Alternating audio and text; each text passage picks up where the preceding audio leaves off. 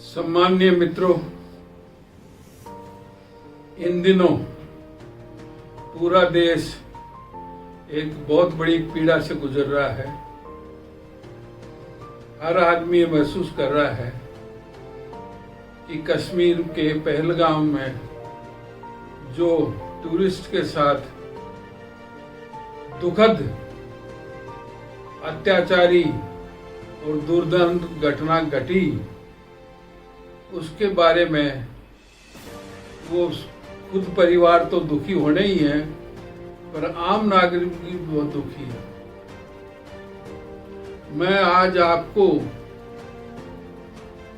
उस दुख के साथ इन बातों पर बात करूंगा कि हमारा भी क्या कर्तव्य है।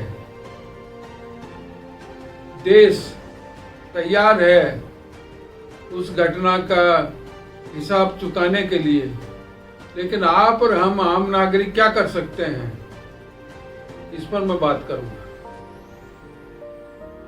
पहली बार मोदी जी ने एक बहुत बड़ा निर्णय लिया, आदरणीय मोदी ने बहुत बड़ा निर्णय लिया कि इतने आतंकवादी घटनाएं जो देश करवाता है, उस देश को सुख से हम नहीं जीने देंगे। अगर सुख से जीने देंगे तो वो हमें सुख से नहीं जीने देंगे। पहली बार यह हुआ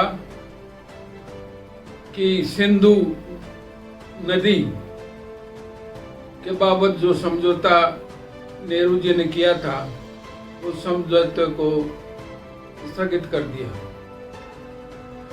ये अब पहला बिंदु जो बात करना चाहता हूं, देश ने निर्णय का स्वागत किया, लेकिन कुछ लोग जिनमें एक महात्मा जी भी हैं, उनके बारे में तो क्या बोले, आदरणीय महात्मा है, पर उनको सोचना चाहिए बोलने से पहले।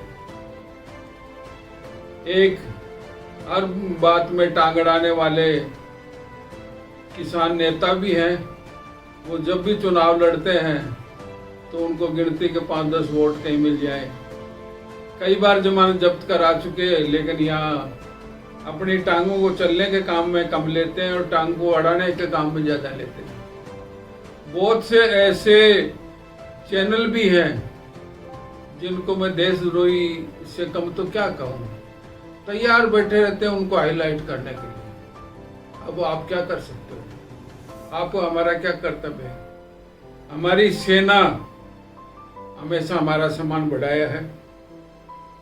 तीनों विंग ने, सुरक्षा बलों ने, बीएसएफ ने, सबने हमारा सम्मान बढ़ाया है। तो हमारा ऐसे वक्त में क्या कर्तव्य बनता है? हमारा कर्तव्य ये बनता है कि हम ऐसे गैर जिम्मेदार लोगों को उनका सम्मान नहीं करें, मौका मिले तो उनको सबक सिखाएं, और सामाजिक बहिष्कार तो उनका तुरंत कर ही दें। हम क्यों इंतजार करें कि सरकार उन पर देशद्रोह का मुकदमा चलावे? क्यों इंतजार करें कि सरकार किस तरह से दंडित करें? हम उनका सम्मान घटा के और जहां मौका मिले उनका तिरस्कार करके, बहिष्कार करके क्यों नहीं उनको सबक सिखाएं? नंबर 1। तो अब जो लोग कहते हैं कि सिंधु नदी का पानी नहीं रोका जा सकता है, कैसे कह देते हैं वो लोग? मैंने बहुत बड़े बड़े स्पेशलिस्ट से इस बारे में सुना है। मैं नहरी जिलों का कलेक्टर रहा हूँ, मुझे मालूम है कि नहर की बारी कोई मौका ऐसा आता है, 10 दिन आप देर कर दो, बुआई का मौसम चला जाता है।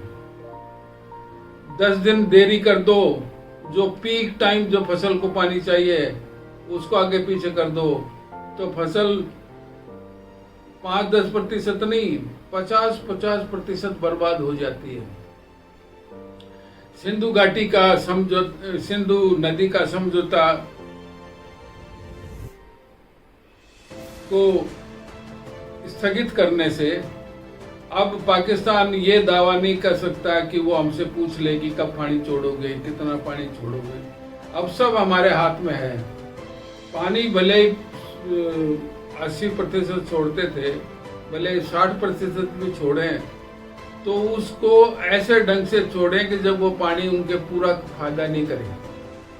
अब जिन लोगों का दयारी है कि उन किसानों का क्या होगा, उस राकेट टिकट से मैं पूछना चाहता हूँ, सीधा युद्ध होगा, क्या उसमें किसानों के लड़के नहीं मरेंगे? क्या पाकिस्तान के किसानों के लड़के नहीं मरेंगे? क्या हिंदुस्तान के किसानों के लड़के फौज में नहीं हैं, उनके जीवन को खतरा नहीं होगा? राकेश टिकैत जैसे गैर जिम्मेदार आदमी को अपना नाम छपाने के लिए कुछ ही बोल देते हैं। शत्रु देश को ये सही है कि किसी तरह से भी घुटनों पर लाना जरूरी हो, आवश्यक। ये तो बिना मार काट के घुटनों पर आ जाएगा। इसलिए जो सरकार ने निर्णय लिया है, सिंधु नदी के समझौते को स्थगित करना, मैं समझता हूँ बहुत बड़ा काम है। इसको हमको समझना चाहिए। हमें क्या करना, हमें उन लोगों का सम्मान बंद करना है जो इस अच्छे निर्णय का विरोध कर रहे हैं या इसमें सवाल उठा रहे हैं। अब नंबर 2, दूसरी बात जिस पर मैं आपका ध्यान दिलाना चाहता हूँ, मैं चाहता हूँ आप ये पूरा वीडियो देखें, क्योंकि इसमें बहुत ज़रूरी बातें वो छूट नहीं जाएं, इसलिए पूरा वीडियो देखना जरूरी है, आगे फैलाएं।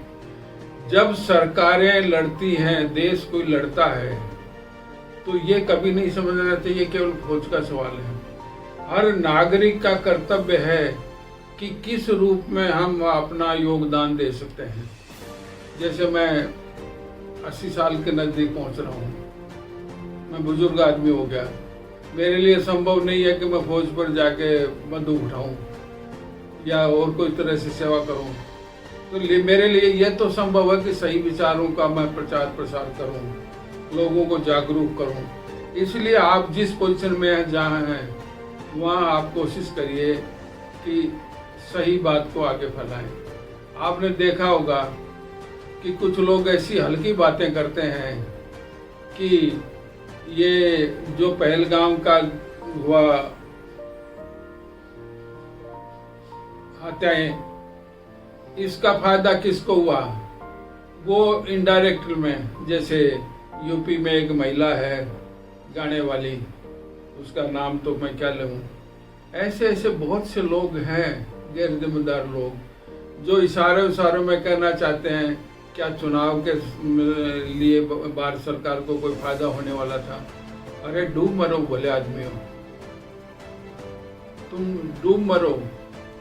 जब पहले ये हुआ कि पाकिस्तान में कोई नुकसान ही नहीं हुआ, हवाई हमलों के सबूत दो, तब भी जब इधर से कह रहे थे सबूत दो, सरकार सेना से सबूत मांग रहे थे, उधर पाकिस्तान रोने लग गया, मार गया, हिंदुस्तान हमको मार दिया, ओबामा मार दिया, फलाना मार दिया, जाकर दुनिया में रो रहे थे। ये क्यों नहीं समझते लोग? क्या इतनी बड़ी दुर्दांत घटना है कोई देश, पीड़ित देश प्रायोजित करा सकता है? इसमें समझना ये होगा कि ये पाकिस्तान में भी जिन लोगों ने, हालांकि निश्चित तौर से साबित हो रहा है तरह तरह से, आप भी समझ सकते हैं कि पाकिस्तान की सेना का हाथ है। अगर पाकिस्तान की सेना का हाथ है तो उन्होंने कितना मूर्खतापूर्ण काम किया, अत्याचार तो किया ही, आतंकी घटना की, लेकिन उससे होगा क्या? उन्होंने डायरेक्ट इनडायरेक्ट में कश्मीर का रोजगार को बहुत बड़ा धक्का लगाया। उनको क्या हासिल होगा? ज्यादा से ज्यादा हम ये कह सकते हैं उनको हासिल ये होगा कि कश्मीर में आज 500 रुपए में पत्थर फेंकने वाले लड़के नहीं मिल रहे हैं, क्योंकि वहाँ रोजगार चालू हुए हैं। धारा 370 हटाने के बाद में बहुत क्षेत्रों में रोजगार चालू हो गए हैं। टूरिस्ट खूब जा रहे हैं, तो इसलिए लोगों को रोजगार मिल रहे हैं। वो चाहते हैं कि लोगों के रोजगार छिन जाए, टूरिस्ट का जाना बंद हो जाए और उनको, आतंकवादियों को सेना पर और सुरक्षा बलों पर पत्थर फेंकने के लिए सस्ते में मजदूर मिल जाए। उनको सस्ते में मजदूर मिले, उसके लिए जरूरी है कि कश्मीर बर्बाद हो। ये पाकिस्तान और ये आतंकवादी, ये दोनों मिलकर चाहते हैं कि भारत बर्बाद हो और ख़ास तौर से कश्मीर बर्बाद हो। कश्मीर बर्बाद हो तो सहायता मांगने उनके शरण में जाएगा या पथभ्रष्ट होकर रास्ता भटक के वो उनकी शरण में नौजवान पीढ़ी जाएगी। तीसरी बात मैं आपको ये कहना चाहता हूं कि युद्ध से भी ज्यादा पाकिस्तान इन दिनों परेशान है। वो जो नदी का पानी रोका है, इसके बाद से वहां गृह युद्ध की स्थिति बन सकती है। आप नहीं समझ रहे हैं, लेकिन पाकिस्तान समझ रहा है कि नदी का पानी रोकने से कितनी परेशानी होगी। अब तीसरा जो बिंदु मैं कहना चाहता हूँ आपको, मित्रों, आपने नहीं पढ़ा हो, नहीं सुना हो तो आप सुन लीजिए। बहुत लोग जो इस्लाम को जानते हैं वो जानते हैं कि उनमें होता है रिवाज अल-तकिया। अल-तकिया का मतलब ये है, जब आप हारने लगो या दुविधा में फंस जाओ, जैसे मोहम्मद गौरी दुविधा में फंसा तो उसने कुरान की सौगंध खा के पृथ्वीराज चौहान को कहा, मैं भूले भटके भी इधर नहीं देखूंगा, मुझे माफ कर दो, तो मुझे क्षमा कर दो। और जो अल-तकिया क्या है कि बुरे वक्त में शत्रु को किसी तरह भी विश्वास दिलाना कि मैं आपका शत्रु नहीं हूँ, मैं आपका भला करूँगा, आप कहोगे जैसे करूँगा। ये अल-तकिया है, ये धोखा देने का तरीका है। इस अल-तकिया की तर्ज पर बहुत लोग आपको ये भी कहते मिलेंगे कि नहीं नहीं ये कारण था, ये कारण था, ये नहीं था। और कुछ लोग घुमा रहे हैं क्या कि इसमें हिंदू धर्म पूछ के नहीं मारा गया। अरे आंखों देखे कितने टूरिस्ट कह रहे हैं कि ये बात सही है, लेकिन फिर भी धोखा देने के लिए मैं कहता हूँ ऐसे जैसे जगह जगह भरे पड़े हैं जो देश को किसी न किसी रूप में नुकसान करना चाहते हैं, देश की अंतर्राष्ट्रीय छवि को नुकसान कराना चाहते हैं। पहले भी कुछ लोग जिनकी पहुंच थी, उन्होंने लंदन और अमेरिका में जाके भी भारत की बुराइयां करी। भारत के चुनाव में धांधली हुई है, देश समझ रहा धांधली नहीं हुई। अगर धांधली होती तो वो खुद नेता कैसे जीत के आते। ऐसे लोगों को इनका उत्साह तोड़े, हो सके आप जहाँ संभव हो तो इनको निरुत्साहित करें, इनका हौसला तोड़ें। और इनका हौसला तोड़ेंगे, देश को जीतने के लिए जरूरी है कि अच्छे लोगों का हौसला बढ़ाएं, बुरे लोगों का हौसला तोड़ें। इसलिए आप जहाँ बैठे हो, जहाँ हो, जो ऐसे तत्व हैं जैचन टाइप देशद्रोही, उनका आपने देखा होगा कुछ मीडिया वाले, जिसमें आपने सुना होगा एक रबीस नाम का आदमी भी है जिसका नाम लोगों ने रबीस निकाल लिया।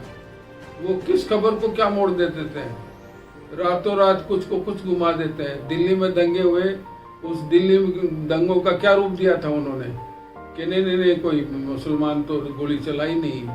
अरे हिंदू मुसलमान कर कौन रहे हैं?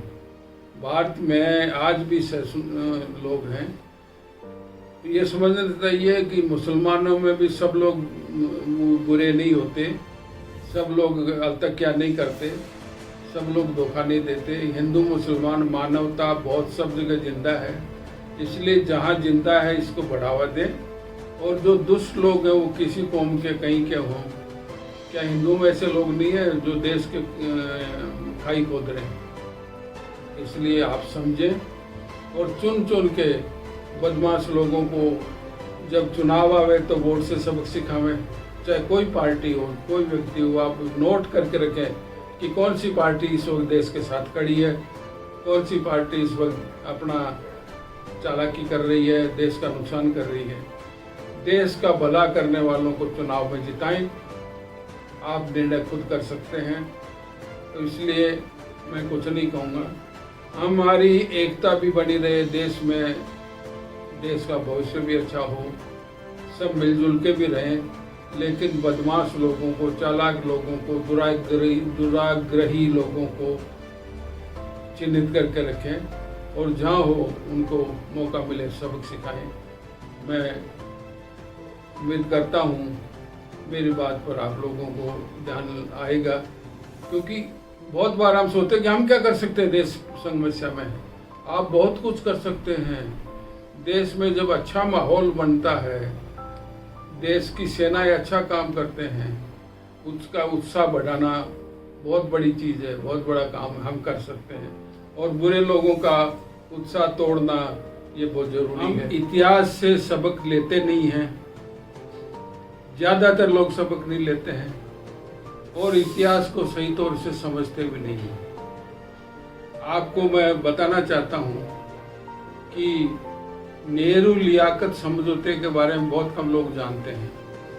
उस समझौते वक्त जरूरत ये थी कि जो आना चाहते हैं उसको सुरक्षित भारत में लाया जावे और जो जाना चाहते हैं उनको सुरक्षित भेजा जावे। इस बारे में नेहरू जी पाकिस्तान भी गए, लेकिन वो क्या करके आए, क्या प्रयास उन्होंने किए, इसको आपको जानना है तो मैं खुद नहीं कहना चाहता हूँ। मैं चाहता हूँ, एक पुस्तक है उस वक्त के चीफ जस्टिस, पंजाब के चीफ जस्टिस जीडी खोसला की पुस्तक है, देश की आज़ादी का खूनी इतिहास।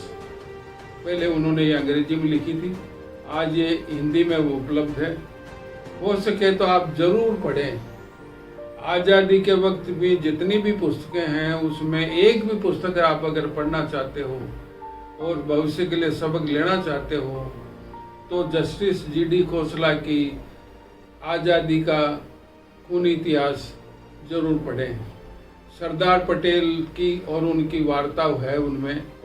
सरदार पटेल को खोसला जी ने कहा था तो सरदार पटेल ने दुखी होकर कहा, जज साहब ये नेहरू को तो फुर्सत नहीं है हवाई यात्राएं करने में, मैं तो खुद दुखी हूँ कि जरूरी ये है इस वक्त कि देश के जो आबादी की अदला बदली हो रही है इसमें दोनों तरफ के नागरिकों को सुरक्षित पहुंचाया जाए।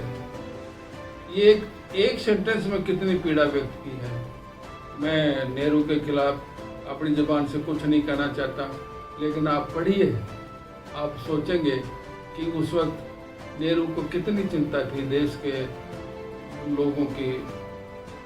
10 लाख तो कम से कम लोग बताते हैं मारे गए आज़ादी के विभाजन के वक्त, लेकिन इसको आप पढ़ लेंगे तो बहुत सी चीज़ों के बारे में, भविष्य में सरकारें जो निर्णय लेते हैं उनमें आप भागीदार कैसे बने, ये भी आप सोचेंगे।